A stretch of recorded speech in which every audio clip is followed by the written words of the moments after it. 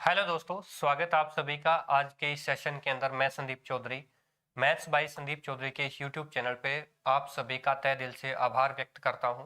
दोस्तों, जैसा कि आप सभी को पता है, हमने कंटिन्यूस किया है लगातार जो प्रीवियस ईयर क्वेश्चन पेपर है उनके सेट लगातार हम अब लेकर आ रहे हैं। रेगुलर आपकी क्लास हम लेंगे और हर क्लास के अंदर पिछले जो HSSC हो या SSC हो या CHSL CGL वगैरह के या CET के लिए भी हम बहुत सारी तैयारियां आप लोगों को करवाने वाले हैं, क्योंकि जितने भी प्रीवियस ईयर के क्वेश्चन पूछे गए हैं उनके ऊपर हम फोकस रहेंगे। क्योंकि CET का मेन मुद्दा ही है कि हो सकता है कि पिछले जो प्रीवियस ईयर के क्वेश्चन पेपर है उनकी बेस्ड पैटर्न रहे, उन जैसे तरीकों के सवाल रहे, उसी कंसेप्ट के ऊपर सवाल रहे। इसी तरह से CHSL और SSC CGL की अगर हम बात करें तो जैसा कि आप सभी को पता है, हम लोग पिछले अगर पैटर्न को फॉलो करके चलें तो लगभग 50 से लेकर के 40% यानी 40 to 50 अराउंड इतने परसेंटेज क्वेश्चन है उनके कंसेप्ट रिपीट होते हैं। तो क्यों ना हम कंसेप्ट के ऊपर फोकस करें। तो इसी सिलसिले को लेकर के आज हम नेक्स्ट हमारा जो टॉपिक है उसके ऊपर बढ़ते हैं। ठीक है, तो देखो दोस्तों, हमारा जो आज का मेन टॉपिक है वो SSC CHSL 2021 में 12 अप्रैल को थर्ड शिफ्ट को जो पूछा गया क्वेश्चन पेपर हुआ है वो बहुत इजी आया हुआ था। हमने फर्स्ट शिफ्ट भी किया था, सेकंड भी किया था और थर्ड भी आप करने जा रहे हैं। फर्स्ट जो शिफ्ट था वो बहुत ही डिफिकल्ट था, उसके बाद में जो इजी लेवल आता है वो सेकंड का है, उससे इजी लेवल है वो थर्ड लेवल वाला रहा है। ठीक है, तो देखिए कौन कौन जुड़ चुका है एक बार कमेंट करके बता दीजिए मुझे, और चैनल को सब्सक्राइब जरूर कर लें जो भी दोस्त मेरे नए जुड़े हैं। शुरुआत करते हैं। देखिए, मैं आपसे सबसे पहले गुजारिश करूंगा कि जो टेलीग्राम और इंस्टाग्राम दो चीज मेन होती है एक एजुकेटर के लिए, उसके साथ आप जरूर कनेक्ट हो जाइए। व्हाट्सएप का भी नंबर मैं शेयर कर दूंगा।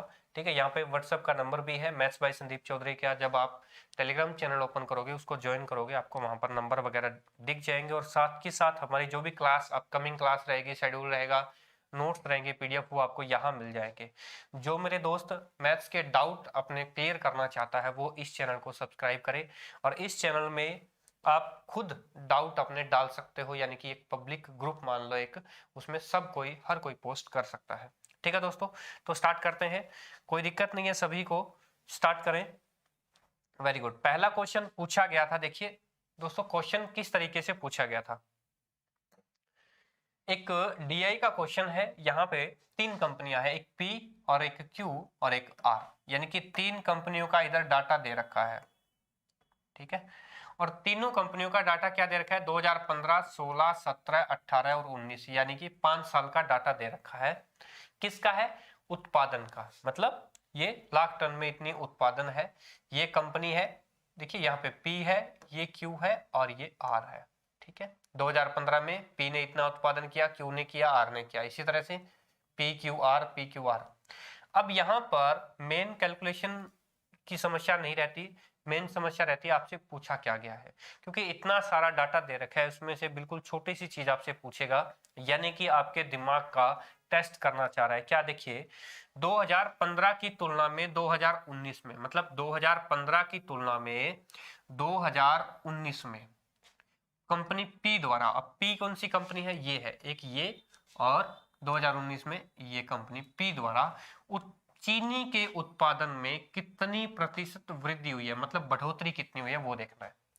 2015 में चीनी कितने, 80 लाख टन, मतलब 80 लाख मीट्रिक टन बोल सकते हो। कब, 2015 में। नेक्स्ट क्या कह रहा है, 2019 में इसने कितनी, 120, मतलब 80 से वो कितना हो गया, 120। कब, 2019 में, 4 साल के बाद की बात कर। कितना बढ़ा है मेरे दोस्तों, यही तो कह रहा है, कितना प्रतिशत बढ़ोतरी करी है। बढ़ोतरी कितनी करी है, 40 की, 40 लाख मीट्रिक टन की बढ़ोतरी करी है। अब ध्यान रहे, आपसे पूछा है कि किसकी तुलना में, 2015 की, जिससे कंपेयर किया जाए, जिससे तुलना की जाए उसी के ऊपर हम परसेंटेज को निकालते हैं। यानी कि 40 की बढ़ोतरी हुई है 80 के पीछे, भाई 40 की बढ़ोतरी हुई है 80 के पीछे, यानी कि 1/2, यानी कि 1 की बढ़ोतरी हुई 2 के पीछे, तो 1/2 की परसेंटेज वैल्यू क्या करोगे, 50%। इसको डायरेक्टली आप इस तरीके से भी कर सकते थे, फिर 80 के पीछे 40 हुआ है तो 100 पे कितना। ठीक है, तो यहाँ पे आप क्या करते, डायरेक्ट 2 और यहाँ से काटते तो आंसर कितना आता, 50%। ये बढ़ोतरी की है इतनी, 80 से जब 120 हो गया मतलब वो 50% बढ़ोतरी कर गया। आपसे ये पूछा जाता कि उत्पादन पे कितना हुआ, मतलब कितना परसेंट उत्पादन हुआ पहले का। अब अगर पहले वो 100% था तो आप 50 बढ़ाए तो कितना हुआ, उसका 150% हो गया। बढ़ोतरी की बात है तो वो कितना हुआ, 50% बढ़ गया है। बढ़ोतरी की बात अगर करें तो ये 50%, अदरवाइज 150। ठीक है, गुड इवनिंग खुश नागर। चलिए नेक्स्ट क्वेश्चन, बहुत ही शानदार क्वेश्चन, ट्रिग्नोमेट्री से लिया हुआ क्वेश्चन है। और ट्रिग्नोमेट्री के अंदर आप काफी सारी चीजें ऐसी होती हैं जो आप मान करके सोल्व कर सकते हो अपने तरीके से, या ऑप्शन में से बहुत सारे मतलब बढ़िया ऑप्शन आपको यहाँ पर दिए हुए हैं और उनमें से आप सोल्व कर सकते हो। देखिए क्या करें कि 2 cos theta 2 cos theta plus sec theta, ठीक है, -2√2 है। अगर इस साइड ले जाऊंगा मैं तो वो क्या बन जाएगा, 2√2 बन जाएगा। ठीक है, अब बताइए भाई क्या होगा इसके बराबर। अब ध्यान दीजिए क्या है, 2 into cos theta plus sec theta is equal to 2√2। अब मुझे एक बात बताइए कि कोस और सेक में √2 कहाँ आता है, कोस और सेक में √2 कहाँ आता है, वही उसकी वैल्यू होगी। या एक काम करो, अब ऑप्शन से चेक करते हैं 45। अब देखिए कोस थीटा का 45 डिग्री पे मान कितना होता है, यानी कि कोस 45 कितना होगा, क्या मुझे बता सकते हो कि कोस 45 कितना होगा। या तो होगा √2 या होगा 1/√2। एक काम करते हैं, कोस 45 है, देखिए 1/√2 होता है क्योंकि साइन 45 भी कितना होता है, 1/√2 होता है, यही होता है। ठीक है, अब देखिए कोस 45 अपने पास निकल गया। अब सेक निकालना है तो अब आपको पता है कि सेक थीटा का 45 डिग्री पे मान कितना होता है, कोस का उल्टा होता है, यानी कि sec theta is equal to क्या होता है, 1/cos थीटा। अगर 45 पे कोस का मान 1/√2 है तो सेक का मान कितना होगा, √2, यानी कि दोनों ही में √2 आया ही आया क्योंकि कोस और सेक क्या है, एक दूसरे के विपरीत है, उल्टे हैं। तो कहने का मतलब यहाँ पे आप वैल्यू पुट करिए 2 गुणा कोस थीटा, कोस 45 की वैल्यू कितनी है, 1/√2, तो सीधा सा डायरेक्ट लिख सकते हो आप 2/√2। ठीक है, अच्छा प्लस सेक थीटा का मान कितना है, √2। अब आपको इतना तो पता ही है कि 2/√2 है, इसको एक काम करते हैं, देखो √2 से ही मल्टीप्लाई कर दूं मैं और √2 से ही डिवाइड कर दूं तो कोई प्रॉब्लम नहीं। √2 मल्टीप्लाई होकर के क्या बनेगा, 2 बनेगा, 2 से 2 कैंसिल। ठीक है, तो √2 एक इधर और दूसरा √2 इधर। कहने का मतलब है कि ये क्या आया, 2√2। ऑप्शन नंबर पहला ही सही है अपना, ज्यादा कुछ मत्था मारने की अपने को जरूरत पड़ी नहीं। बिल्कुल, यहां पर आप थोड़ा सा दिमाग को कॉन्शियस में लेकर के चलिए कि आपसे थीटा का मान क्या पूछा गया है, किस तरीके से आपको इसको हैंडल करना है, क्वेश्चन को टैकल करने के लिए थोड़ा सा दिमाग आपको ऑन रखना पड़ेगा, दिमाग की बत्ती जलाइए जरा। अब क्वेश्चन क्या पूछा गया है, ये अलजेब्रा का क्वेश्चन है, यानी कि एक अलजेब्रा का क्वेश्चन आपसे पक्का पूछा जाएगा, 3 डीआई के क्वेश्चन आपसे पक्के पूछे जाएंगे। कह रहा है कि अगर x की पावर 4 प्लस 1/x की पावर 4 है तो बताइए कि 6, 8 और 8, 7 आपको दे रखा है, तो इससे आप क्या करोगे, कैसे कैसे निकालोगे, काम करते हैं। देखिए यहां पे अगर मैं सबसे पहले इसको क्या करूंगा, सबसे पहले इसको x² प्लस 1/x² की वैल्यू निकालूंगा। जब मेरे पास ये आ जाएगी वैल्यू तब मैं x माइनस 1/x² की वैल्यू निकाल लूँ। ठीक है, मतलब कि जब इसका रूट करोगे आप, देखिए यहाँ पे सीधी सी बात है, जो वैल्यू दे रखी है, जो भी वैल्यू आपको दे रखी है, अगर कभी भी आपको x की पावर 4 प्लस 1/x की पावर 4 के बराबर अगर आपको k दे रखा है और आपसे पूछा है कि x² plus 1/x² is equal to क्या होगा, तब आप क्या करोगे भाई, k प्लस 2 करके रूट कर दोगे।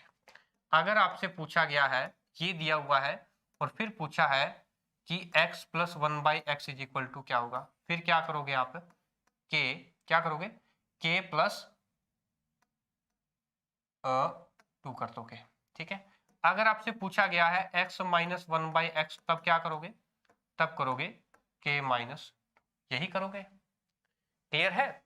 कोई समस्या नहीं है। अब देखिए यहाँ पे इसको एक काम करते हैं, देखिए 6887 है, ठीक है। अच्छा 6887 है, इसको अगर हम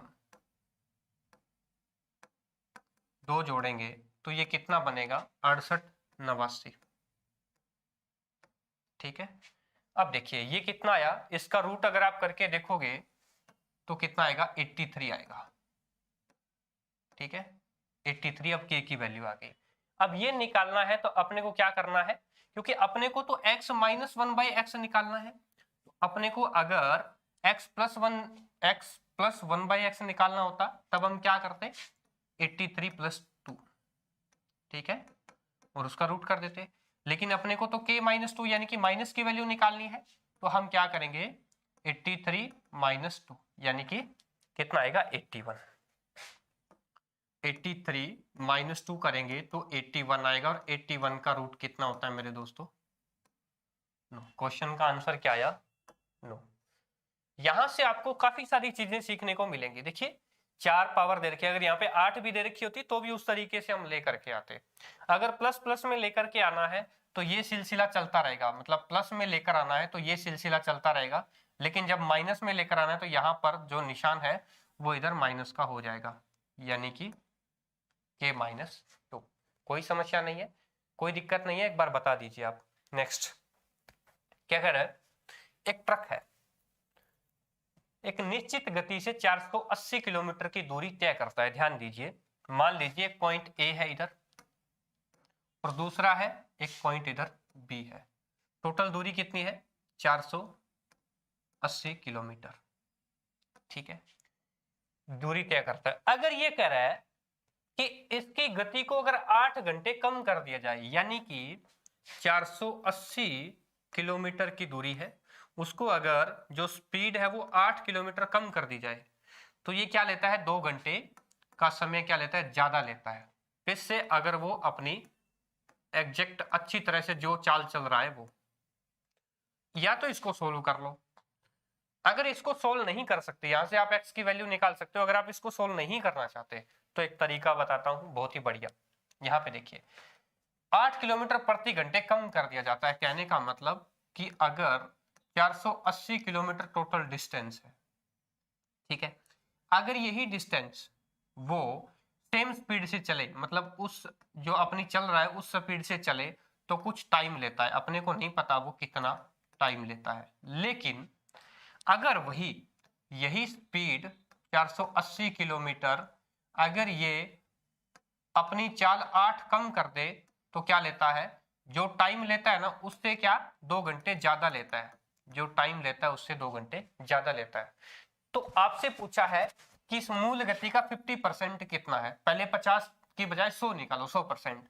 अगर इस ऑप्शन में जाकर के देखें तो इसका 100% 80 होगा, इसका 100% 96 होगा, इसका 100% 48 होगा, इसका 100% 40 होगा। ठीक है, एक एक करके ऑप्शन से भी आप निकाल सकते हो, अदरवाइज इसको सोल्व करिए। देखिए तीसरा तरीका भी बहुत बढ़िया बताऊंगा। देखिए अगर 80 की स्पीड होती तो ये कितना टाइम लेता? 6 घंटे। देखिए अगर ये स्पीड यहाँ पे अगर 80 की होती पहले, तो 8 से 48 कितना टाइम लेता? 6 घंटे। समझ में आई बात? अगर स्पीड को ये कम कर देगा, मतलब 80 की जगह फिर ये क्या करेगा? 72 करेगा। तो 72 तो इससे भाग जाता ही नहीं है, मतलब पूरा पूरा क्या भाग जाता है? चेक करके देखिए, 5 पे ही जाएगा, 5 दूने 10, मतलब 2 घंटे का टाइम, यानी कि 4, यहाँ पे 4 घंटे ज्यादा आइए, सॉरी 8, क्योंकि 8 घंटे ज्यादा लेगा, 6 से 8 हो जाएगा, 8 दूने 16। नहीं बैठ रहा सेट, छोड़ दो भाई, ये नहीं बैठ रहा सेट, ठीक है। दूसरा देखिए, अगर वो 96, अगर ये क्या मतलब 96 की स्पीड से चलता तो कितना होता? 96 को भाग करके देखिए, 5 से चला जाएगा क्या? बिल्कुल 5 से, मतलब टाइम कितना लेगा? 5 घंटे। और यहाँ कितना लेना चाहिए? 7 घंटे। जब 7 घंटे टाइम लेगा, कब? 96 में से 8 कम करो तो कितना? 88। तो 7 8 56, मतलब 6 लास्ट में नहीं आ रहा, ये भी नहीं है। अब चेक करो नेक्स्ट चेक करोगे 48 अगर ये 48 कहीं ना कहीं है तो मतलब 10 घंटे का टाइम ले रहा है। अगर बढ़ेगा टाइम तो 12 घंटे का लेगा। 48 की स्पीड अगर कम होगी 8 तो वो 40 बनेगी, 12 चौके 48, मतलब ये सही बैठ रहा है। यहां पर ये जो ऑप्शन है वो सही बैठ रहा है, इसका 25% 50% आपको निकालना था 24। ठीक है, या इस तरीके से आप सोल्व कर लो। इस तरीके से आप सोल्व करोगे तो x के बराबर पता है क्या आएगा, एक तो आएगा 40 और एक आएगा 48, दो आएंगे, यही आएगा 40 और 48, दोनों स्पीड आपकी आ जाएंगी। क्लियर है, कोई समस्या नहीं है, बढ़ते हैं आगे। अब देखिए नेक्स्ट क्या कह रहा है, तीन संख्याएं हैं, 1:4 और 5:9 और सॉरी 1/4 अनुपात 5/9 अनुपात 7/12, ये तीन संख्याएं हैं, इस अनुपात में है। सबसे बड़ी और सबसे छोटी संख्या के बीच का अंतर 180 है, मतलब ये और ये दोनों के बीच का अंतर कितना है, 180 है। आपसे पूछा है तीनों संख्याओं का योग ज्ञात करिए। तो जब आपको अनुपात में कोई नंबर दे रखा हो, अगर कोई नंबर आपको अनुपात के अंदर दे रखा हो, तब आपको क्या करना है, एक काम करिए, इनका एलसीएम कुछ भी नंबर से आप भाग कर दीजिए। एलसीएम कितना आएगा इनका, 36 आएगा। 9 चौके 36 है ना, 12 3 36, 36 आ गया। देखिए तो इसको क्या करो आप, 36 से इसको मल्टीप्लाई कर दो, 36 से ही इसको मल्टीप्लाई कर दो और 36 से ही इसको मल्टीप्लाई कर दो। ठीक है, 9 चौक 36, यानी कि अनुपात कितना आया, 9। इसको करते हो तो 4 4 5 20, ठीक है। इसको करते हो तो 12 3 36, यानी 3 7 21, ये अनुपात आ गया, सॉरी 21। अब यहाँ पे देखिए, ये आपने प्रॉपर अनुपात निकाल लिया। कभी भी आपको दिक्कत हो तो इस तरीके का अनुपात आप निकाल सकते हो ऐसे सोल्व करके। दूसरी बात, दोनों का डिफरेंस कितना है मेरे दोस्त, 12 यूनिट है, और डिफरेंस अपने को दे रखा था कितना, 180। जब 12 यूनिट के बराबर 180 है तो 1 यूनिट के बराबर कितना होगा, 15। आपसे तो टोटल संख्याओं का योग है, तो टोटल संख्याएं हैं कितनी, 20 और 21 और 9, 21 और 9 30, 30 और 20 तो 50, 50 यूनिट के बराबर कितना होगा, गुणा 15 कर दो, 15 5 75, कितना आया, 750। कोई समस्या ही नहीं है, यहां पर आप इनको इस तरीके से सोल्व कर सकते थे। किस किस को समझ में आया, किस किस को दिक्कत आ रही है, मेरे को फटाफट से बताइए। चलिए नेक्स्ट देखिए, अब क्या कह रहा है, ए बी और सी एक साथ कार्य करते हुए कोई काम है, उसको 3 घंटे में खत्म कर सकते हैं। ठीक है ना, देखिए भाई, अगर ए बी और सी तीन बंदे काम करें, किसी काम को एक साथ करें, तो उस काम को 3 घंटे में खत्म कर सकते हैं। अच्छा, ए जो अकेला है उस काम को कितने घंटे में, 8 आवर में पूरा कर सकता है। बी उसी काम को कितने टाइम में, 6 घंटे में पूरा कर सकता है। तो हमें तो टोटल काम चाहिए, कितना काम हो सकता है जो इन तीनों से कटे, एलसीएम ले लो, 3 8 6 का 12 नहीं हो सकता, 24 हो सकता है, मतलब टोटल कितना काम हो गया, 24 हो गया।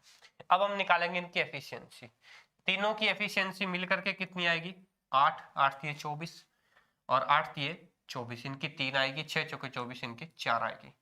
अब आपसे सिर्फ यही पूछा है कि सी अकेला उस काम को कितने टाइम में करेगा। तीनों की एफिशिएंसी तो है भाई 8, तीनों की एफिशिएंसी कितनी है, 8 है। अच्छा, दो की एफिशिएंसी ए और बी की, अगर मैं इसमें से ए की एफिशिएंसी और बी की एफिशिएंसी निकाल दूं तो मेरे पास सी की एफिशिएंसी बच जाएगी। ए और बी की एफिशिएंसी कितनी है, 7, तो सी की कितनी आई, 1। भी जब तीनों की 8 है, इन दोनों की एफिशिएंसी 7 है, यानी कि ये डेली का 7 यूनिट काम कर सकते हैं, तीनों मिलकर के 8 कर सकते हैं, तो सी कितना, 1 यूनिट काम 1 दिन में कर सकता है। तो अगर 24 कुल काम है और एक काम 1 दिन में करता है, तो 24 कितने दिन लगे टोटल, 24 काम को करने में 24 दिन लगे सी को, मतलब सी उस काम को 24 दिन में कंप्लीट कर सकता है। आंसर वही होगा आपका, क्योंकि सी पूछा है, सी एक काम को कितने टाइम में कर सकता है, मतलब तीनों का दिया हुआ है, ए का दिया हुआ है, बी का दिया हुआ है, सी का निकालना है, कोई दिक्कत नहीं है, समस्या ही नहीं है। अब इधर देखिए नेक्स्ट, कह रहे कि एक वस्तु है, उसका अंकित मूल्य 1280 रुपया है, मतलब कि एक वस्तु है जिसके ऊपर एमआरपी दे रखा है कितना, 1280 रुपए है एमआरपी। ठीक है, दुकानदार देता है उसके ऊपर 30% की छूट, 30% का डिस्काउंट, तो वो कुछ सेलिंग प्राइस आता है, हमें नहीं पता कितना आता है। और ये कह रहा है कि जो दुकानदार जो सीपी जो दुकानदार ने खरीदा है उसके ऊपर वो कितनी छूट देता है, 12% प्रॉफिट, सॉरी छूट नहीं, प्रॉफिट भी कमाता है। तो आपसे पूछा है कि क्रय मूल्य क्या है, कोई बात नहीं, निकाल देंगे सीपी क्या है। अच्छा एक बात बताइए, 30% डिस्काउंट है, 12% प्रॉफिट है, कभी भी आपको सीपी निकालना हो तो डायरेक्ट शॉर्टकट है 1280 गुणा, जब 30% डिस्काउंट में बेचेगा तो मतलब उस वैल्यू का ओवरऑल कितना हुआ 70%, 1280 का 70%, यानी कि ये उसने बेची है। अब उसने खरीदी कितने की होगी, खरीदी होगी मतलब कुछ पे 12% का प्रॉफिट होने के बाद, मतलब ये जो है वो 12% प्रॉफिट के साथ है, या यूं कह लो कि ये सीपी का 112% है। तो हम क्या करेंगे, इसका 100% निकाल लो, 100% निकालने के लिए 100/112, ये सीपी आ जाएगा। अब ये सीपी आ जाएगा, 100 से 100 कैंसिल, या डायरेक्टली आप कर सकते थे 1280 गुणा 70/112, ठीक है। तो इससे कैसे काटोगे, चेक कर लो, काटने के लिए आपको 112 से काटना है ना, 112 एकम 112 कितना है, 700, 800, 850, ठीक है। 7 से तो नहीं कट, 7 से कट जाएगा ना, 7 से कट जाएगा, एक बार देखिए, 7 एकम 7, बचा कितना 4, 42, 7 छिके 42, 16 पे, ठीक है। अच्छा अब 16 से ये कट जाएगा, 16 छिक्का 16 7 128 होता है ना, ठीक है, पूरा कट गया, कोई दिक्कत नहीं है।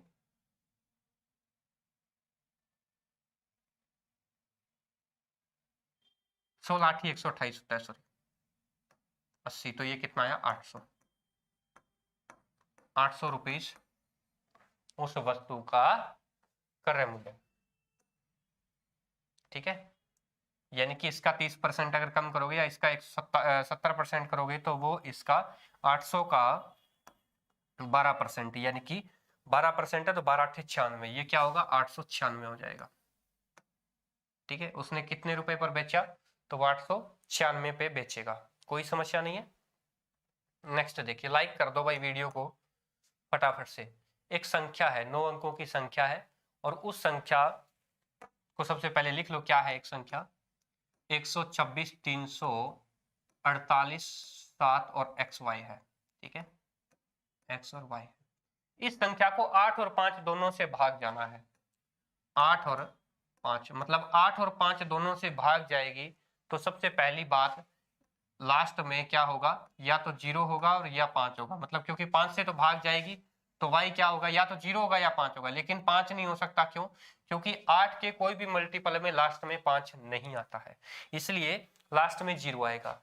अब बताइए भाई, ठीक है, अब क्या कह रहा है 7x और 0, अब बताइए ना, 8 से भाग करने के लिए सिर्फ लास्ट के 3 अक्षर चाहिए, आपको 3 अक्षर चाहिए, तो x की जगह क्या लिखें कि 8 से पूरा पूरा भाग हो जाए, अगर 1 लिखेंगे तो 710 होगा, पूरा पूरा भाग नहीं होगा, या तो हो सकता है 720, मतलब क्योंकि 8 निमे 72 पूरा चला गया, ठीक है, यानी कि 8 निमे 72 90 पे पूरा चला जाएगा, या फिर एक और, मतलब 20 के बाद में 30 नहीं जाएगा, 40 देखो 740 क्या जाता है, 8 72 20 नहीं जाता है, फिर 50 नहीं जाता है, फिर 60 देखो, ठीक है, 8 9 72, 40 बचा 8 45, हाँ, या तो 760 जा सकता है या 20 जा सकता है, बस इतना ही जा सकता है, उसके बाद में 80 नहीं जाएगा और 800 जाएगा, 800 जाने के लिए यहाँ पे चेंज करना पड़ेगा, बस यही नंबर है।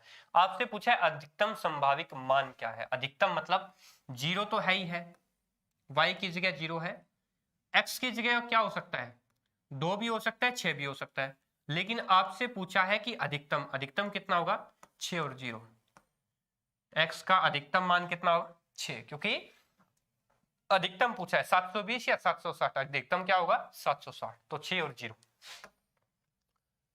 इस तरीके का एक क्वेश्चन पक्का पूछा जाएगा, कहीं ना कहीं 11 से भाग दे सकता है, 7 से भाग देने का बोल सकता है, कैसा भी आपसे बोल सकता है, तो तरीका आपको समझना चाहिए। नेक्स्ट देखिए क्या कह रहा है, क्वेश्चन को ध्यान से देखिए, एक ट्राइंगल है, एक ट्राइंगल दे रखी है ABC, ट्राइंगल ले लेते हैं आप ABC, ठीक है, ये ABC है और बी इसमें कितना दे रखा है 90 डिग्री। ABC एक ट्राइंगल है दोस्तों, बी इसमें 90 डिग्री दे रखा है और ए एंगल इधर लो आप, ठीक है ना, क्योंकि आपसे क्या पूछा है, कभी भी ध्यान रखना, कभी भी आपसे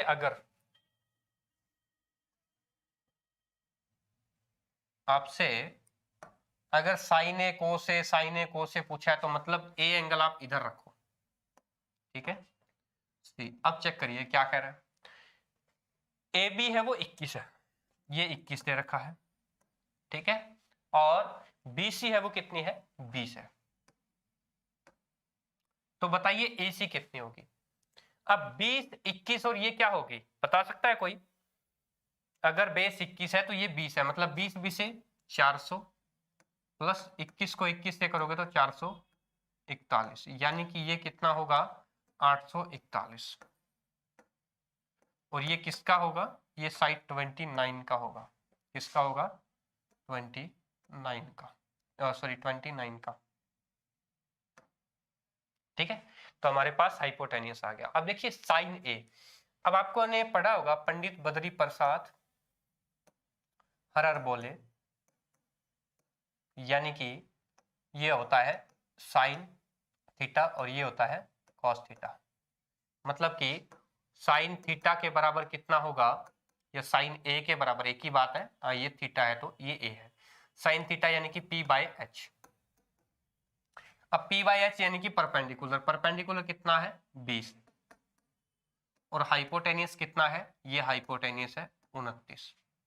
इसी तरह से आपसे पूछा होगा cos थीटा या cos ए, वो क्या है b बाई एच, यानी कि वो 21/29, b कितना है 21 और ये 29 आ गया। अपने पास साइन ए और कोस ए दोनों का मान आ गया, 1 प्लस साइन ए माइनस कोस ए, 1 प्लस साइन ए प्लस कोस ए कर लीजिए आप। क्या है 1 प्लस साइन ए कितना है, साइन ए है 20/29, ठीक है, और प्लस माइनस है ना कोस ए कितना है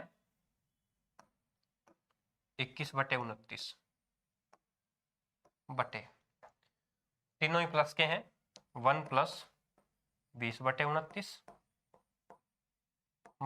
प्लस 21/29।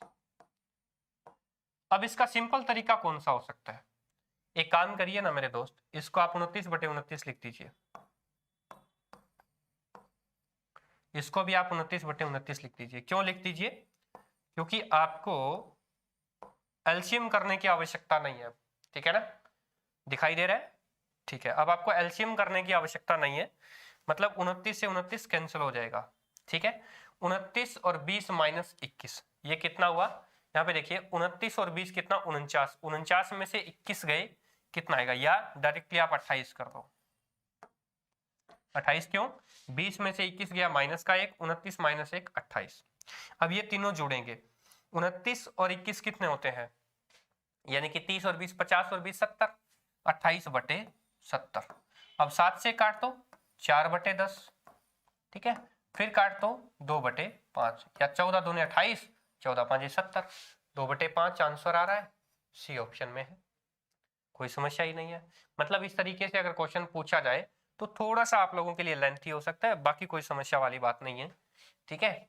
चलिए भाई नेक्स्ट देखिए क्या कह रहा है, sec theta is equal to है 65/63। अब सेक थीटा के बराबर दे रखा भाई, आपने अभी कोस थीटा के बराबर क्या देखा था, कोस थीटा के बराबर b बाई एच, तो सेक के बराबर h बाई बी, क्या होगा h बाई बी, यानी कि अगर कोई आपको ट्राइंगल दे रखी होगी तो उसका h यानी कि हाइपोटेनियस कितना होगा 65 और बेस कितना होगा 63, हाइपोटेनियस होगा 65, बेस होगा 63, ये होगा 90 डिग्री पे कुछ भी मान लीजिए, और आपसे पूछा है 8 into cosec theta minus cos theta क्या होगा।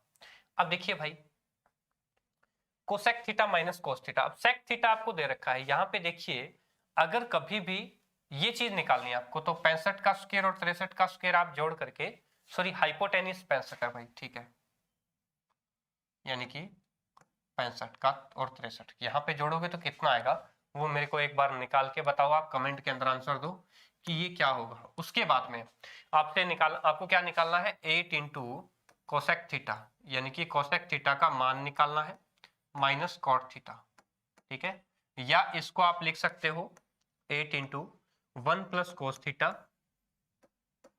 बटे साइन थीटा। बस पीछे अपन ने साइन थीटा और कोस थीटा का मान निकाला था, वही मान 8 इंटू 1 प्लस कोस थीटा में रख देना है, साइन थीटा में रख देना है। थीटा आपने यहां मानना है, मान लीजिए ये ट्राइंगल ए बी सी है, उसी तरह ही है। और इस क्वेश्चन का यानी कि ये जो भी क्वेश्चन है, सपोज दैट ये 12 नंबर सीट पे है तो शायद ये 10वां क्वेश्चन है। इस क्वेश्चन को आप मुझे करके बताइए क्या होगा किसका आंसर, ठीक है, फटाफट से कमेंट के अंदर जरूर बताइए। अगला है एक पी क्यू आर ट्राइंगल है, समबाहु त्रिभुज है जिसमें पी क्यू बराबर पी आर बराबर 25 है। ध्यान दीजिए ये है एक पी क्यू आर, एक समद्विबाहु त्रिभुज है जिसमें पी क्यू बराबर पी आर है, पी क्यू बराबर पी आर है, ये दोनों है बराबर, और ये है कितनी 25-25, ठीक है। अच्छा उसके बाद में है पी एस है, पी आर क्यू आर पर माध्यिका है, ये है माध्यिका, ये क्या है पी एस। अगर ये माध्यिका है तो ये 90-90 डिग्री के दो कोण मतलब दो कोण बनाएगी, यानी कि इसको समद्विभाजित भी करेगी और साथ में 90 डिग्री का एंगल भी बनाएगी। जब कोई भी समद्विबाहु त्रिभुज पे अगर हम ऊपर वाले पॉइंट से वर्टिसेस से वर्टेक्स से अगर हम परपेंडिकुलर ड्रा करते हैं तो वो 90 डिग्री में इस साइड को बांटता है, इसके ऊपर परपेंडिकुलर है और इन साइड को दो बराबर भागों में बांटता है। अब पीएस के बराबर 7 है, पीएस के बराबर ये कितनी है 7 है। अब इतना तो आपको ही पता होगा भाई, ये 25 है ये 7 है तो ये कितनी हो गई 24, क्योंकि ट्रिपलेट बन रहा है 7 24 25 का, 7 24 25 का ट्रिपलेट है कि नहीं है ना। जब 7 24 25 का ट्रिपलेट है, ये 24 है तो 7 24 25 का ट्रिपलेट ये क्यों नहीं होगा, ये भी तो होगा। अब ये पूछा है आपसे क्यू आर की लंबाई कितनी है, भाई 24 ये है 24 ये, टोटल कितनी होगी 48, तो टोटल कितनी आई 48। ऐसे ऐसे क्वेश्चन तो आपको देखने को मिलते हैं एग्जाम के अंदर, आप क्यों नहीं निकाल सकते इन क्वेश्चंस को, है ना। नेक्स्ट देखिए क्वेश्चन बहुत ही शानदार है, कह रहा है नीचे एक दंडालेख दिया गया है, इसमें बताना है आपको क्या पिछले वर्ष की तुलना में उत्पादन में प्रतिशत वृद्धि ली जाती है। तो वर्ष 2011 के उत्पादन में वर्ष 2015 के उत्पादन में वृद्धि से अनुपात क्या है, मतलब 2011 और 2015 में कितनी वृद्धि हुई है पिछले वर्ष के अकॉर्डिंग। तो सबसे पहले बात करते हैं 2011 में, ठीक है 2011 में। अच्छा 2011 में 40 से वृद्धि कितनी हुई है 60 हुई है, मतलब पहले 40 थी 60 हुई है। 2011 में 40 से 60 हुई है, वृद्धि हुई है, ठीक है। अब बात करते हैं 2015 में, 2015 में पिछले वर्ष के अकॉर्डिंग कितनी हुई है, 2015 में पिछले वर्ष के अकॉर्डिंग, पिछले वर्ष 60 थी और फिर 80 हुई है, 60 थी और 80 हुई है, ठीक है। अब देखिए वृद्धि हुई कितनी कितनी है, 2011 में भी 20 की वृद्धि हुई है, 2015 में भी 20 की वृद्धि हुई है, लेकिन 2011 में तो 20 की वृद्धि 40 पे हुई है और 2015 में 20 की वृद्धि 60 पे हुई है, यानी कि 2011 में तो 20 की वृद्धि 40 पे हुई है, ठीक है, अनुपात निकाल लेते हैं, और 2015 में 20 की वृद्धि 60 पे हुई है, ये भी अनुपात निकाल लो, ठीक है। अनुपात ही निकालना है, 20 से 20 कैंसिल और ये कैंसिल, 4 इधर रखिए बराबर इधर जाएगा, यानी कि 6:4 कह लो, या काट लो ना 2 से 3:2 कह लो। आपसे डायरेक्ट अनुपात पूछा था आपने निकाल दिया 3:2। 2011 के अंदर वृद्धि ज्यादा हुई थी, क्यों हुई थी मैं बताऊं, जब 40 से 60 हुई है मतलब 20 बढ़ी है 40 पे, तो यानी कि ओवरऑल कितनी हो गई 50%, ठीक है। ये 60 पे 20 पड़ी है, 20 पड़ी है, यानी कि तीसरा हिस्सा पड़ी है, तो यानी कि 33 सही 1/3%। ठीक है, तो आप देखिए 50% और 33 सही 1/3% का आप रेशियो निकाल सकते हो। 50% और 33 से 1/3% को क्या लिख सकते हो, 100/3%। ठीक है ना, दोनों का रेशियो। अगर आप दोनों का रेशियो निकालना चाहोगे तो देखिए ये 100/3 है, ये 50% है, तो ये इधर क्या करो, क्रॉस मल्टीप्लाई करोगे तो 150/100 आएगा। कितना आएगा, 150/100, या यूं कह सकते हो कि 3:2। कोई समस्या नहीं है, दोनों तरीके से निकाल सकते हो। यहां पर भी ये भी तरीका आप लोगों के लिए अच्छा है, वो भी बेटर है, जो आप समझ पाओ, जो तरीका आप लोगों को समझ में आए। नेक्स्ट देखिए क्या कह रहा है, कह रहा है कि x minus y minus z बराबर 0 है। x minus y minus z बराबर 0 दे रखा है, और आपसे पूछा है x² plus y² plus z²। ठीक है, divide by y² plus xz, इसका मान पूछा है क्या है। निकाल लेंगे भाई, क्यों निकाल लेंगे, कैसे निकाल लेंगे बताता हूं। कभी भी आपको ऐसा कुछ दिया हुआ हो, इस तरीके से दिया हुआ हो, तो यहां पर सबसे पहले इसको छेड़ो। क्या है, x minus y is equal to z, कर सकते हो ना इसको। कोई समस्या है तो बताओ, या ये कर सकते हो कि x बराबर y प्लस जेड। अब यहां पर कोई भी वैल्यू आप मान लो, x बराबर आप 2 मान लो, यहां पर दोनों की एक एक मान लो, यानी कि x बराबर आप 2 मान लो, y बराबर आप 1 मान लो, z बराबर आप 1 मान लो। वैल्यू इसमें पुट कर दो, आंसर आ जाएगा, कोई इश्यू ही नहीं है। देखिए कैसे, x की वैल्यू 2, 2 दूने कितना हुआ 4, ठीक है, प्लस y का स्क्वायर है 1, 1 का स्क्वायर 1, z के बराबर भी 1 है तो स्क्वायर करोगे 1। इधर देखिए y का स्क्वायर 1 है, प्लस में x into Z, x into Z 2 एकम 2, तो ये कितना है 4, 5 और 1 6/3 है, कट पिट के कितना आया 2, आंसर आ गया। कोई समस्या ही नहीं है, यही आंसर है। आपको ज्यादा लंबा चौड़ा जाने की जरूरत नहीं है।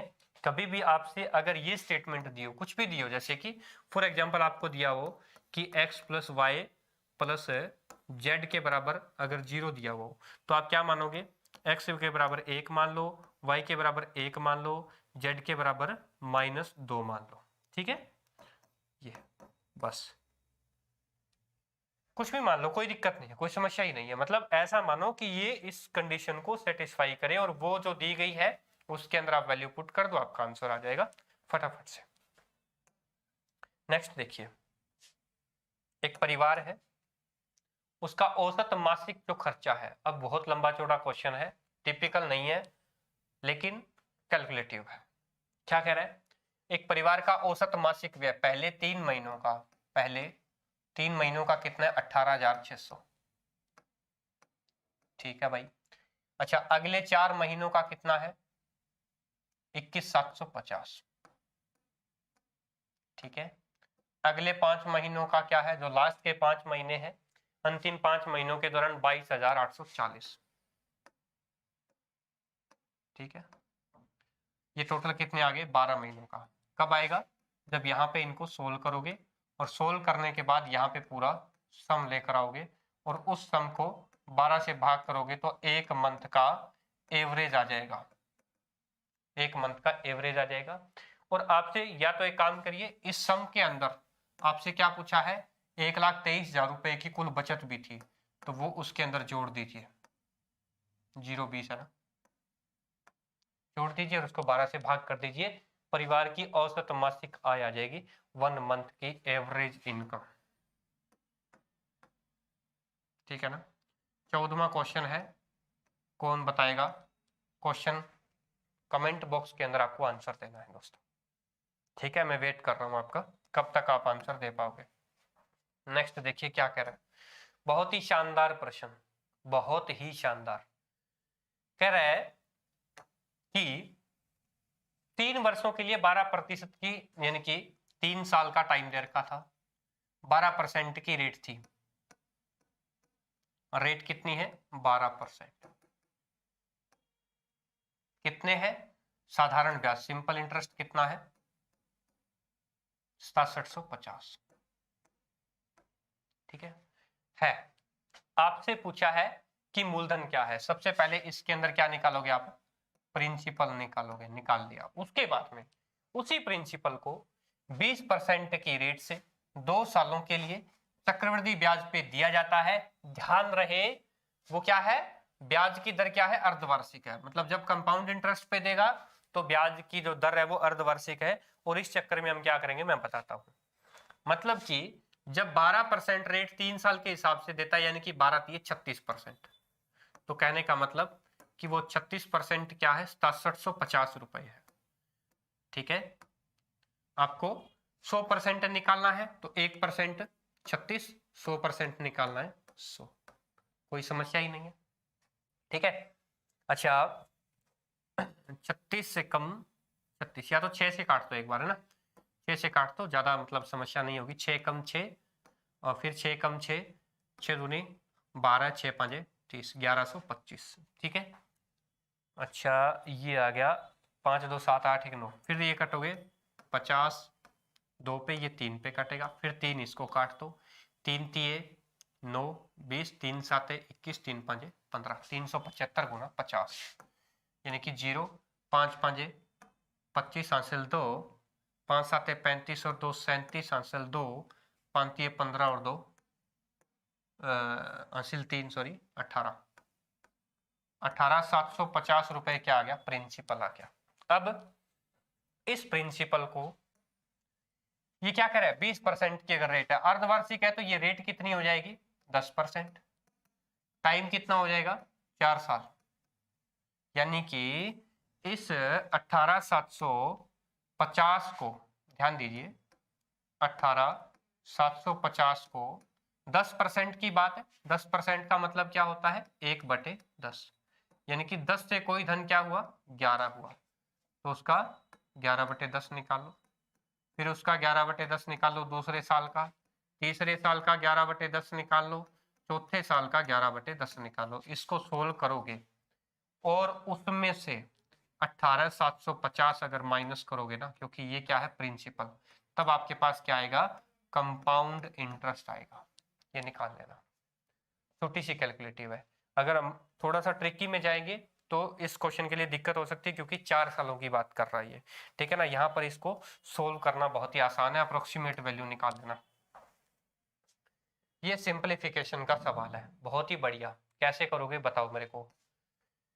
13 सत्ते, देखिए 13 छिक्का 78, 13 सत्ते 91, 91 और 4 95, 95/13। ठीक है।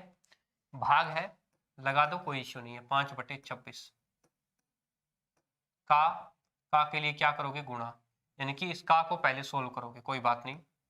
ठीक है, का लगा लो।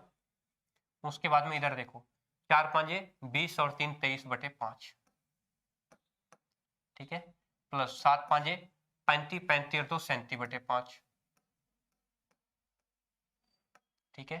प्लस 7 6 42 और 1 43/6, माइनस 2 तिये 6 और 1 7/3। 7/3 को मैं 14/6 लिख सकता हूं, ताकि जल्दी हो जाए। उसका मान निकाल।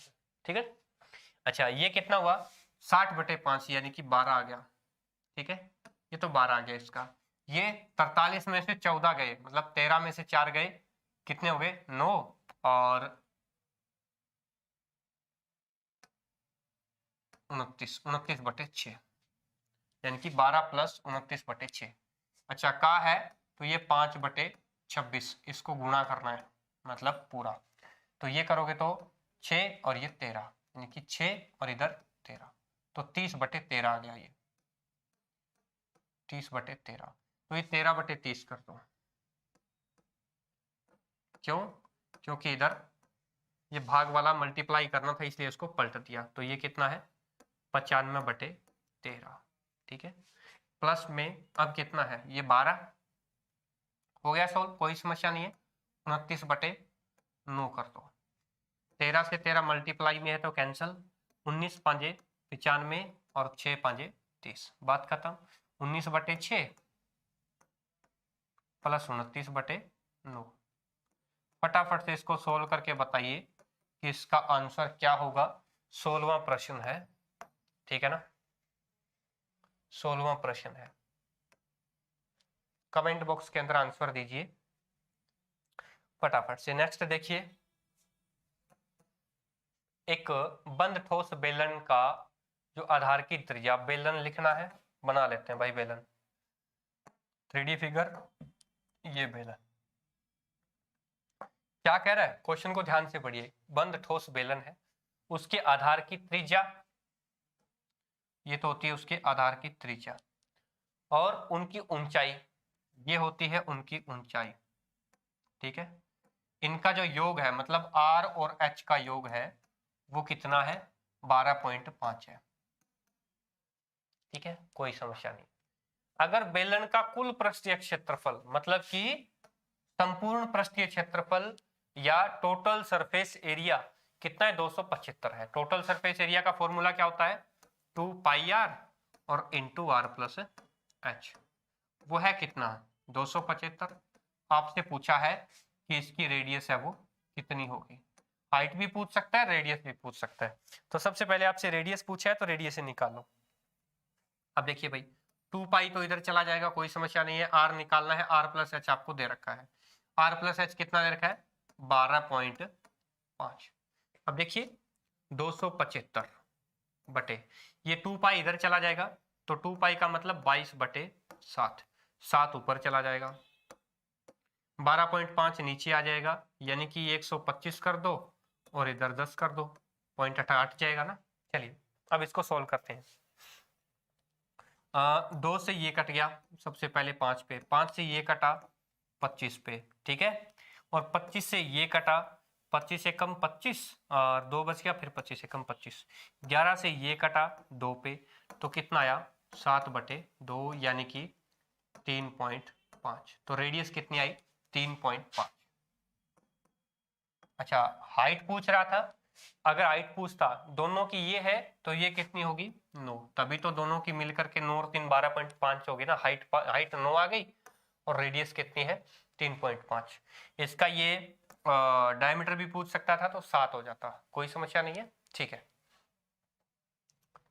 अब देखिए नेक्स्ट, राघव है, अपनी आय का 80% खर्चा करता है। अगर उसकी आय 100 थी, मान लो ये आय है, ठीक है, 80% खर्चा करता है। अगर उसमें वो 80% का खर्चा, यानी कि 80 रुपए का खर्चा कर देता है, तो उसके पास बचत कितनी होगी, 20 रुपए की। यही तो होता है कि आय के बराबर खर्चा प्लस बचत, ठीक है। अगर ये कहता है कि अगर उसकी आय में 12% की वृद्धि हो जाती है, अगर 12% की उसकी आय में वृद्धि हो गई, तो यानी कि उसकी आय कितनी होगी, अब 112। अच्छा, और उसके खर्चे में 17.5% की वृद्धि होगी, जो खर्चा था उसके अंदर से 17.5%, और 17.5% की फ्रैक्शन क्या होती है भाई, 17.5% की फ्रैक्शन बता सकता है कोई, 17 दूनी 34 और 35/2, और 35/2 की फ्रैक्शन क्या होती है मेरे दोस्तों, वो होती है 7 बटे, क्योंकि 7 5 35, 7/40, यानी कि 40 पे कोई चीज 7 बढ़ती है। जब 40 पे अगर कोई चीज 7 बढ़ती है तो 80 पे कितनी बढ़ेगी, 14 बढ़ेगी, मतलब ये 14 बढ़ेगी, तो ये 80 और 14 कितना हो जाएगा, 94। 80 का 17.5% बढ़ने के बाद यानी कि 14 बढ़ गया, 80 का 17.5% कितना होता है, 14 होता है, तो 94। अच्छा अब बताइए ना, अगर उसका 94 रुपए खर्चा हो गया, टोटल आय 112 है, तो बचत कितनी आई, 18 रुपए की बचत आई, 18 यूनिट। पहले बचत 20 आती थी, अब 18 आ गई। आपसे पूछा है कि उसकी बचत में कितने प्रतिशत की कमी हुई है। अब उसका बचत पहले 20 होती थी, अब बचत 18 होती है, यानी कि 2 की कमी आई है। किसके ऊपर आई है, 20 के ऊपर। जब 2 की कमी 20 के ऊपर है तो 100 पे कितना, या 2/20 का डायरेक्ट निकाल लो भाई, 2/20 दिया हुआ है, 1/10 आया, जो किसका फ्रैक्शन है, 10% का। या यहां से सीधा कर लो, 20 5 100 और 5 2 10%, यानी कि दोनों ही तरीके हैं आप लोगों के लिए, कोई भी तरीका आप यूज कर सकते हो। चलिए नेक्स्ट क्वेश्चन, एक और फिर डीआई का क्वेश्चन पूछे जाएंगे, ऐसे ही क्वेश्चन ध्यान रखिए भाई। देखिए क्या कह रहा है, कह रहा है कि हीरे का निर्यात होता है करोड़ों रुपए में। आपसे पूछा है कि औसत, मतलब इन सभी की औसत निकाल लो और उससे कितने वर्षों में, कितने सालों तक हीरा का जो निर्यात है वो ज्यादा था। तो सबसे पहले तो औसत निकालना पड़ेगा, कितना है, 1 2 3 4 5 6 7, 7 सालों के लिए है। 7 सालों के लिए हीरा निर्यात किया गया। पहले साल 7.2 का निर्यात किया गया, दूसरे साल 8.5 का निर्यात किया गया, तीसरे साल 9.8 का निर्यात किया गया, चौथे साल 10.9 का किया गया, ठीक है, अगले साल 11.8 का किया गया, उससे अगले साल 11.5 का किया गया, फिर क्या किया गया, 12.4 का किया गया। या तो इसमें आप एक काम कर लीजिए, मान लीजिए कि 10 है, एक ओवरऑल मान लीजिए 10 इसका औसत है। अब उसमें से जो डिफरेंस प्लस माइनस है वो करते चले जाइए, या तो या अदरवाइज इनको जोड़ लीजिए। जोड़ लेते हो तो 4 और 5 9, 9 और 8 17, 17 और 9 26, 26 और 8 34, 34 और 5 39 और 2 41, हासिल 4, 12 और 4 16, 16 और 11 27, 27 और 11 38, 38 और 10 48, 48 और 9 57, 57 और 8 65, 65 और 7 72। 72.1 को जब 7 से करोगे तो ये 10 7 ये 21, 10.3 आ गया। मतलब एवरेज कितना आया, औसत कितना आया, 10.3 आ गया। 10.3 से ऊपर कौन कौन सा है, ये है ऊपर 1 2 3 4, सिर्फ 4 सालों के अंदर 2011 12 13 और 14, 4 सालों के अंदर औसत से जो निर्यात है वो अधिक था, मतलब एवरेज से भी अधिक था। आपसे पूछे कि एवरेज से कम कितने में था, तो 3 में एवरेज से कम था। कई बार इस तरीके से भी पूछ लिया जा सकता है। नेक्स्ट देखिए क्या कह रहा है, दो वृत्त है आंतरिक रूप से स्पर्श करते हैं, मतलब दो वृत्त आपको दे रखे हैं और जो आंतरिक रूप से स्पर्श करते हैं एक दूसरे को। एक तो ये वृत्त हो गया, ठीक है, और दूसरा है ये वृत्त है,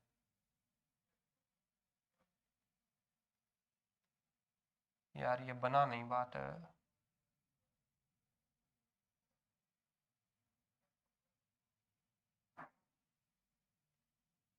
छोड़ो। मान लीजिए एक ये है, इसका सेंटर ये है, ठीक है, और दूसरा वृत्त है ये, एक दूसरे को आंतरिक स्पर्श करते हैं। उनके व्यास 8 सेंटीमीटर है, बड़े का व्यास 8 होगा तो ये कितना होगा, डायमीटर कितना होगा 4, सॉरी रेडियस कितनी होगी 4 4। अब बात करते हैं छोटे की। अब छोटे का 4 है, अगर छोटे का 4 है तो यानी कि ये 2 हो गया और ये 2 हो गया, 2 और 2 4 और ये 4 हो गया। अब से क्या पूछा है, उनके केंद्रों के बीच की दूरी। अब डायरेक्ट यार सिंपल सी बात है, ये केंद्र इसका 4 पे है, ये O है, ये 4 पे है, ये O है, ये 2 पे है, दोनों के बीच की दूरी कितनी है 2। ज्यादा समझने वाली तो दिक्कत है ही नहीं, बहुत इजी क्वेश्चन था, बहुत इजी कंसेप्ट था, ठीक है। चलिए नेक्स्ट क्वेश्चन कह रहा है कि यदि ए और बी एक त्रिभुज की दो भुजाओं की लंबाई दे रखी है आपको, बहुत ही अच्छा क्वेश्चन है, एडवांस मैथ से बहुत ऐसे बढ़िया क्वेश्चन बनते हैं। देखिए क्या करें, ए और बी एक त्रिभुज की दो भुजाओं की लंबाइयां हैं, त्रिभुज बना लेते हैं, मान लीजिए त्रिभुज है, ठीक है, ए और बी एक त्रिभुज की दो है, साइड बन गई। उसके बाद में लंबाइयां दे रखी हैं कि जो ए और बी का जो गुणनफल है ना वो कितना है, 24 है, मतलब इन दोनों का गुणा 24 है, मतलब मल्टीप्लाई 24 है। और ए और बी पूर्णांक है, मतलब ए और बी दोनों क्या है, इंटीजर है, कहने का मतलब पॉइंटों में नहीं है, ये 1 से लेकर 24 तक मिलेंगे आपको, ठीक है। तो ऐसे कितने त्रिभुज संभव है, तो जिनका दो साइड का गुणा है वो 24 बने, सिर्फ 24 बने, ऐसे कितने बन सकते हैं। तो सबसे पहले तो 24 के फैक्टर क्या हो सकते हैं, या तो एक साइड है वो 24 हो सकती है, ठीक है, और दूसरी साइड 1 हो सकती है, तभी तो इनका गुणा है। दूसरा है भी 24 का अगर बनाना चाहो तो 2 और 12 के बन सकते हैं, या 3 और 8 बन सकता है, या 4 और 6 बन सकता है। मतलब कोई भी त्रिभुज की दो भुजाएं इस तरीके से बन सकती है। अब बात आती है तीसरी साइड। तीसरी किस तरीके से बन सकती है? अब तीसरी साइड के लिए अपने को क्या करना है, देखिए कभी भी ध्यान देना, दोनों साइड के जोड़ जो है ना, उससे तो वो हमेशा कम बनेगी। थर्ड साइड, जो थर्ड साइड होगी कोई भी त्रिभुज की तीसरी साइड होती है ना, हमेशा ध्यान रखना, दोनों के जोड़ से तो कम होगी और दोनों के डिफरेंस से ज्यादा होगी, दोनों के अंतर से ज्यादा होगी और दोनों के जोड़ से कम होगी। यानी कि अगर अगर एक 24 और एक 1 है तो कहने का मतलब है कि या तो 24 से कम 24 है कि 24 और एक 25, यानी कि 25 और 24 में से एक गए 23, इसके बीच की होगी। तो इसके बीच में कौन सी हो सकती है, मतलब 25 भी नहीं हो सकती, 23 भी नहीं, इनके बीच में। तो एक कंडीशन तो ये बन गई भी, एक दूसरी है वो 24 हो सकती है। ठीक है। अच्छा दूसरा 12 और 2 है, यानी कि 12 और 2 या तो 14, मतलब ऊपर ऊपर 14 बन सकती है, नीचे से नीचे इनका डिफरेंस कितना है 10। 14 और 10 के बीच में क्या आ सकता है, 11 बन सकती है, 12 बन सकती है और 13 बन सकती है। ठीक है। नेक्स्ट देखिए 3 और 8, 3 और 8 कितने हो सकते हैं 11, और 3 और 8 का डिफरेंस 5, मतलब 11 और 5 के बीच में, यानी कि 6, 7, 8, 9 और 10, 11 नहीं बन सकती। दूसरा 4 और 6, 4 और 6 का जोड़ कितना 10, डिफरेंस कितना 2, यानी 2 और 10 के बीच में 3, 4, 5, 6, 7 और 8 और 9। अब चेक कर लीजिए कितनी है, 3, 3 4 1 7, 3 10, 2 12, 12 और 3 15 और 1 16, मतलब कि 16 संभव है।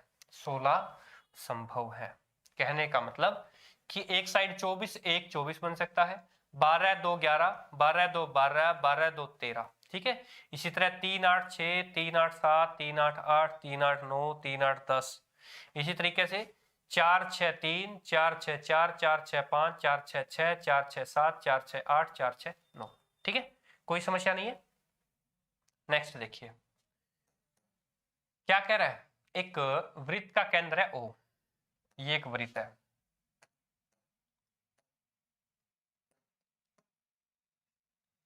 ये इसका केंद्र है। ठीक है। और एक बाहर एक पॉइंट दे रखा है पी, पी एक पॉइंट दे रखा है, यहां से दो स्पर्श रेखाएं हैं ए और बी पे ड्रॉ की जाती है।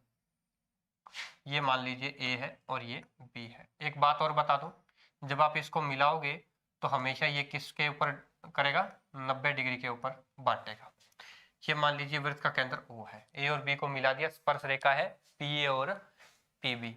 अब आपसे पूछा है कि अगर ए पी बी अगर कितना है 50 डिग्री है, और कोण ओ ए बी यानी कि ये कोण पूछा है आपसे, क्या होगा, ये कोण पूछा है क्या होगा, मैं बताता हूं। कभी भी ध्यान रखना, ये जो कोण दिया हुआ है ना, इसका आधा होगा, हमेशा हमेशा इसका आधा होगा। शॉर्ट ट्रिक यही है, याद रख लेना। ये भी कोण 25 डिग्री का होगा, ये भी कोण 25 डिग्री का होगा। अगर इनको सीधा मिला दिया जाता है तो ये और ये इन दोनों का जोड़ है वो इसके बराबर होगा, बात खत्म। क्यों, क्योंकि ये 50 है तो ये कितना होगा मेरे दोस्तों 130 होगा, क्योंकि दोनों का जोड़ कितना होता है 180। ठीक है। अच्छा दोनों का जोड़ 180 होता है 30। अब ये दोनों बचे कितने 50, और 50 बचे हैं और ये बराबर होंगे हमेशा, तो आधे आधे आगे, बात ही खत्म। इसलिए इसके आधे, डायरेक्टली कह लो इसके आधे, कोई भी कुछ भी कैसे भी पूछे इसका आधा ये दे रखा है, तो 180 में से इनका 2 भाग कर लेना, औसत आ जाएगा अपने को, कोई दिक्कत ही नहीं है। नेक्स्ट देखिए क्या कह रहा है, कह रहा है कि अगर x square minus 3x plus 1 is equal to 0 दे रखा है और आपसे पूछा है 2 इंटू एक्स की पावर 8 प्लस 1 बाई एक्स की पावर इंटू, इस तरीके से, मतलब कहीं ना कहीं x plus 1 by x, x plus 1 by x निकालना है, तो वैल्यू भी तो आपकी x प्लस 1 बाई एक्स की इक्वल देनी चाहिए ना, उस तरीके से दिया होना चाहिए। लेकिन यहाँ पे तो कुछ और ही जुगाड़ दे रखा है, बना लेंगे भाई, जुगाड़ दे रखा है उसको बना सकते हो आप। देखिए कैसे, 3x + 1 बराबर 0 दे रखा है, तो देखिए x से डिवाइड कर दीजिए, या एक काम कर लीजिए, सबसे पहले x² + 1 = 3x कर लिया। अब x से डिवाइड कर दीजिए, निकल जाएगा, ये इससे कैंसिल हो गया, ये इससे कैंसिल हो गया, बचा क्या, x + 1/x = 3 बच गया। अब आपको पता है x² + 1/x² निकालना है, तो आपको पता है 3 का स्क्वायर करोगे 9 -2 करोगे आ गया।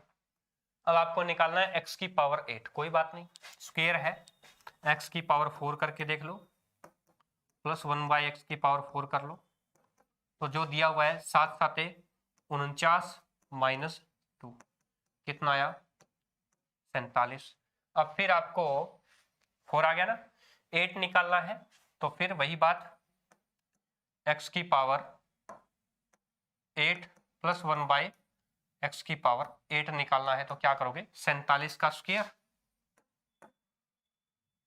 -2 कर दो। 47 का स्क्वायर कितना होगा, 7 7 49 हासिल 4, 7 चौके 28, 28 दूनी 56 और 4 60, 4 चौके 16 और 16 और 6 22, 2209 -2 करोगे तो कितना आएगा, 2207। निकल गई बात, बात ही खत्म हो गया। देखिए क्या दे रखा है, 2 गुणा x की पावर 8 + 1/x की पावर 8 = क्या है, 2207, ठीक है, -5 गुणा x + 1/x² = क्या है, 47 दे रखा है, ठीक है। अब कर दीजिए, 7 दूने 14, 22 दूने 44, -7 5 35 हासिल 3, 5 चौके 20 और 3 23, बस 14 में से 5 गए 9, लास्ट में 9 आ रहा है, कहाँ आ रहा है, 2 में आ रहा है, ठीक है। और चेक करिए, चलिए कोई बात नहीं, कर लेते हैं। 14 में से 5 गए 9, यानी कि यहाँ से 0 बचा था, 3 गया 7, 7 और 9, ये भी तो 7 और 9 ही आ रहे हैं, ठीक है। उसके बाद में इधर क्या बचा, 43, 43 में से 2 गए 43 नहीं 42, 42 बचा भैया, 4207 तो ये भी तो आ रहा है ना, ये ऑप्शन सही है। नेक्स्ट देखिए,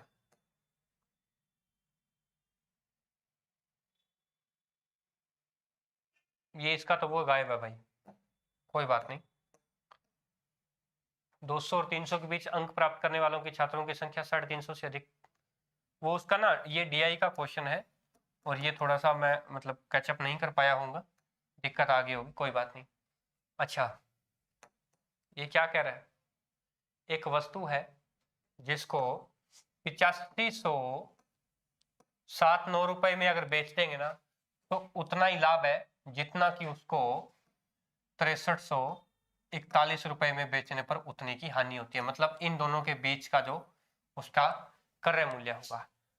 क्रय मूल्य के लिए क्या करना है आपको, 8 5 7 9 दोनों को जोड़ दो, 2 से भाग कर दो, 6 3 4 1, 9 और 1 10, 4 7 11 और 1 12, हासिल 1, 5 3 8 और 1 9, 8 और 6 14, 920, 2 से भाग करो, 7 आ गया, 4 आ गया, ठीक है, और 6 आ गया, यानी कि वो कितने का, 7460 रुपए की वो क्रय मूल्य होगा, ठीक है। अच्छा, कितना फर्क है इन दोनों का बीच में, चेक करके बता सकते हो इन दोनों का, इसका कितना फर्क है। 0 में से 1 गए, यानी कि 10 में से 1 गए 9, बचा 5, 5 में से 1 गए 1, और 4 में से 1 गए 1, यानी कि 1119 रुपए। क्या हुआ, 1119 का डिफरेंस है भाई, 1119 का डिफरेंस 8500, लाभ प्रतिशत की बात करनी है ना, तो कोई बात नहीं, लाभ और हानि वो जरूरी नहीं है कि लाभ और हानि परसेंट एक हो, लाभ और हानि एक हुआ है, कोई दिक्कत नहीं है, लेकिन प्रतिशत एक नहीं होगा। चेक कर लीजिए, देखिए 1119 रुपए है, वो 7460 पे है, तो 100 पे कितना, मुझे चेक करके बताइए कितना होगा। 1119 रुपए अगर 7460 पर है, 1119 का लाभ अगर 7400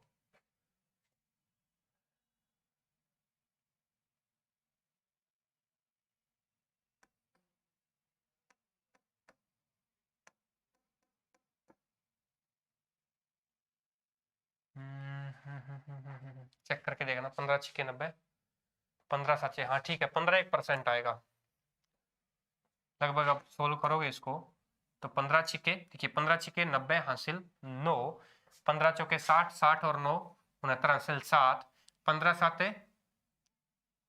105, 105 और 7 112 है। अरे 1129 आ रहा है क्या? चेक करना एक बार। 1119 आया था, 1129 आया था।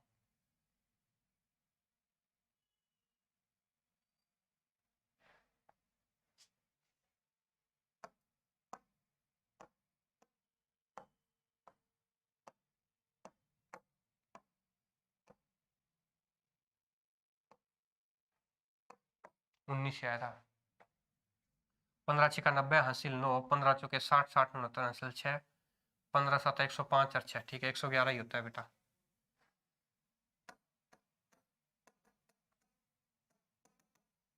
ठीक है, तो दोस्तों ये थे आज के सवाल।